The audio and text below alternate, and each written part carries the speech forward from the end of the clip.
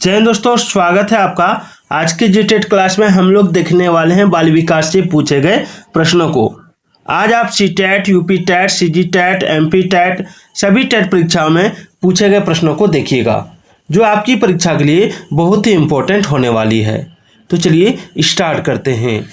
पहला सवाल है कि प्राथमिक स्तर पर, ठीक है, एक शिक्षक में निम्न में से किसे सबसे महत्वपूर्ण विशेषता मानना चाहिए? ऑप्शन है पढ़ाने की उत्सुकता, धैर्य और दृढ़ता, शिक्षण पद्धतियों यानी टीचिंग मेथड्स और विषयों के ज्ञान में दक्षता, अति मानक भाषा यानी एक्सेस स्टैंडर्ड लैंग्वेज में पढ़ाने में दक्षता। देखिए, चारों आंसर आपको सीटीपी में सेम लगेगा, लेकिन यहाँ पे आपको पहचान कैसे करना है? तो एक शिक्षक में सबसे पहले पेशेंस होना चाहिए, धैर्य होना चाहिए। तो इसमें जहाँ भी आपको इस तरह का सवाल दिखे वहाँ अगर धैर्य दिया हुआ है तो वही आंसर हो जाएगा, ठीक है, यानी धैर्य और दृढ़ता इसका आंसर होगा। देख सकते हैं सीटेट 2011 में पूछा गया, ठीक है। अगला है कि प्रत्येक शिक्षार्थी स्वयं में विशिष्ट यानी यूनिक है। प्रत्येक शिक्षार्थी यानी प्रत्येक विद्यार्थी यानी प्रत्येक स्टूडेंट अपने आप में यूनिक है। इसका अर्थ क्या है? ऑप्शन है शिक्षार्थियों में न तो कोई समान विशेषता होती है और न ही उनके लक्ष्य समान होते हैं। दूसरा ऑप्शन है सभी शिक्षार्थियों के लिए एक समान पाठचर्या संभव नहीं है। तीसरा, एक विषमरूपी कक्षा में शिक्षार्थियों की क्षमताओं को विकसित करना संभव है। चौथा है कोई भी दो शिक्षार्थी अपनी योग्यताओं, रुचियों और प्रतिभाओं में एक समान नहीं होते हैं।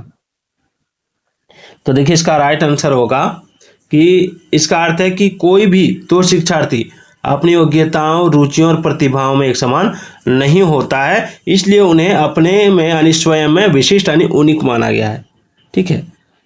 सभी बच्चों के पास अलग अलग गुण, अलग अलग योग्यता, अलग अलग रुचि है, अलग अलग प्रतिभा है, स्किल है, ठीक है। चलिए, इसलिए वे अपने आप में विशिष्ट हैं।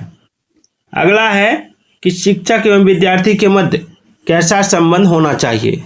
स्नेह का, विश्वास का, सम्मान का, या ये सभी? शिक्षक या विद्यार्थी के मध्य जो संबंध होना चाहिए वो कैसा होता है? तो देखिए, ये चारों हो जाएगा, स्नेह का भी, विश्वास का भी, सम्मान का भी, यानी ये सभी हो जाएगा। आगे देखिए, एक अच्छा अध्यापक विद्यार्थियों के मध्य बढ़ावा किसको देगा? एक अच्छा अध्यापक है, ठीक है, तो विद्यार्थियों के बीच कौन सा बढ़ावा देना चाहेगा?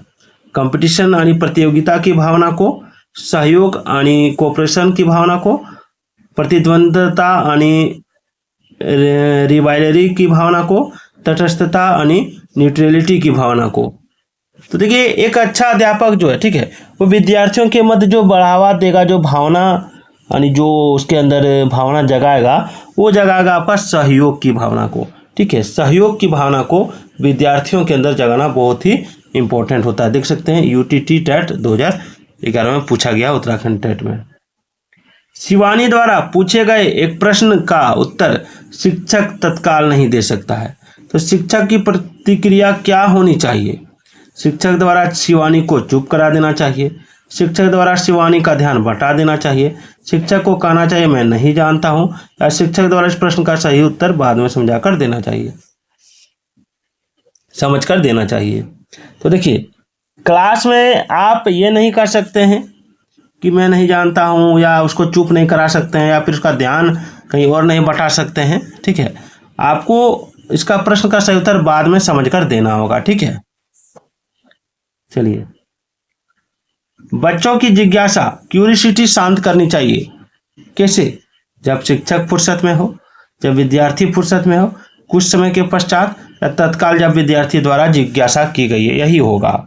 जब विद्यार्थी जिज्ञासा करते हैं तो उनकी जिज्ञासा को, उनकी क्यूरियोसिटी को शांत जरूर कीजिए, ठीक है, ये इसका आंसर होगा। आगे देखिए, शिक्षक को ज्ञान होना चाहिए अध्यापन विषय का, टीचिंग सब्जेक्ट का, बाल मनोविज्ञान का, शिक्षा संहिता यानी एजुकेशन कोड का, या फिर अध्यापन विषय एवं बाल मनोविज्ञान का। देखिए, इसका आंसर एकदम इजी है।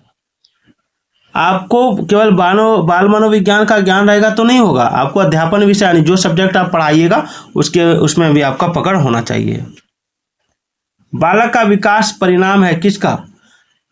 केवल वंशानुक्रम का या वातावरण का नहीं होता है। वातावरण और वंशानुक्रम दोनों का होता है, ठीक है, यानी वंशानुक्रम तथा वातावरण की अंतर प्रक्रिया का, ठीक है।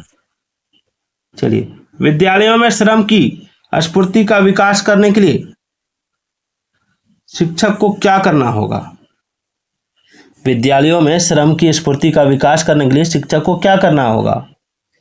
तो देखिए, शिक्षक को समय समय पर विद्यार्थियों को श्रम करने का अवसर देना पड़ेगा, तभी वो, ठीक है, श्रम की स्फूर्ति का विकास बच्चों में होगा। चलिए आगे देखिए, बाल विकास की परिभाषा का अध्ययन क्षेत्र क्या है? बाल विकास की परिभाषा का अध्ययन क्षेत्र क्या है? बहुत ही इंपॉर्टेंट सवाल है ये, बाल विकास की परिभाषा का अध्ययन क्षेत्र।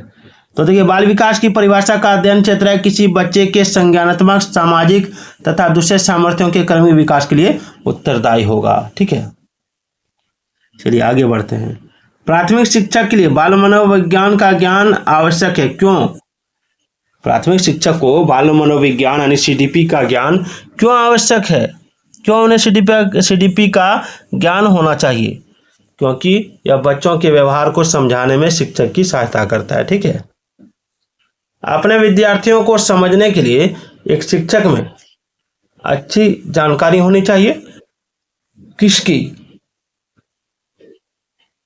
अपने विद्यार्थियों को समझने के लिए इस शिक्षक में अच्छी जानकारी किसकी होनी चाहिए? तो देखिए, एक शिक्षक में जो जानकारी होनी चाहिए वो बाल मनोविज्ञान की, बच्चों को समझने की प्रवृत्ति की, यानी इंक्लिनेशन टुवर्ड्स अंडरस्टैंडिंग चिल्ड्रन, और विषय वस्तु के प्रति विद्यार्थियों के मत की, यानी उपरोक्त सभी, यानी D is the right answer. चलिए, मनोचित्रण का संदर्भ क्या होता है? मनोचित्रण यानी माइंड मैपिंग का मतलब क्या होता है, संदर्भ क्या होता है? तो देखिए, माइंड मैपिंग जो होता है इसका मतलब होता है कि मन के कार्य का अन्वेषण करना, ठीक है। अगला है कि मनोवैज्ञानिक के अनुसार बाल विकास की कौन सी अवस्था सबसे जटिल व कठिन है? तो बाल विकास की सबसे जटिल और कठिन अवस्था जो होता है बच्चों में, वो होता है किशोर अवस्था, ठीक है। चलिए, एक पीटी शिक्षक क्रिकेट के खेल में अपने शिक्षार्थियों के क्षेत्र रक्षण को सुधारना चाहता है, तो निम्न में से कौन सी युक्ति शिक्षार्थियों को अपना लक्ष्य प्राप्त करने में सर्वाधिक सहायक है? तो देखिए, इसका जो राइट आंसर होगा वो होगा आपका ऑप्शन ए, शिक्षार्थियों को क्षेत्र रक्षण यानी फील्डिंग का अधिक अभ्यास करवाना, ठीक है। चलिए, इनमें से कौन सा बाल विकास का एक सिद्धांत है? इनमें से कौन सा बाल विकास का एक सिद्धांत है?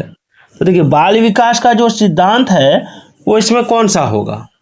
तो देखिए, बाल विकास का सिद्धांत है कि विकास जो है परिपक्वन तथा अनुभव के बीच अनोन्य क्रिया की वजह से घटित होता है, ठीक है।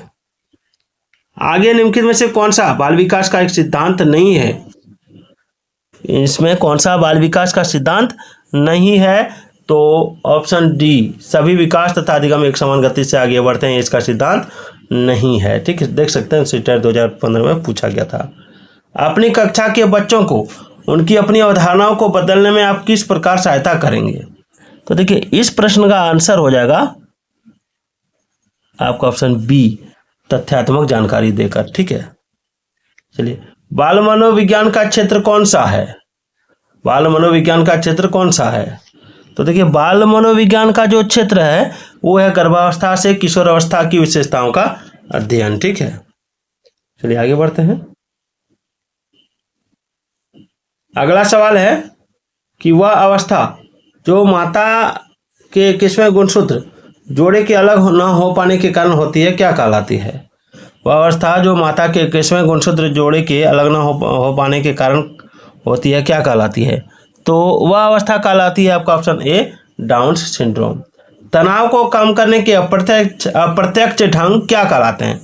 तनाव को जो कम करता है उसके अप्रत्यक्ष ढंग को क्या कहते हैं?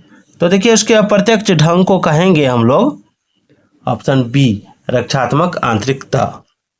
आगे है सूझ या अंतर्दृष्टि के सिद्धांत का प्रतिपादन किसने किया है?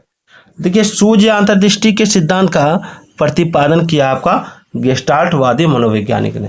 देख सकते हैं यूपी टेट में पूछा गया था ये सवाल। निम्नलिखित में से किस मनोवैज्ञानिक ने किशोरावस्था को परिभाषित किया कि किशोरावस्था वह काल अवधि है जिसमें बालक और बालिकाएं मानसिक, संवेगात्मक, सामाजिक और शारीरिक रूप से बाल्यावस्था से प्रौढ़ावस्था की ओर जाते हैं। तो देखिए ये आंसर हो जाएगा ऑप्शन ए.टी. जर्सील्ड।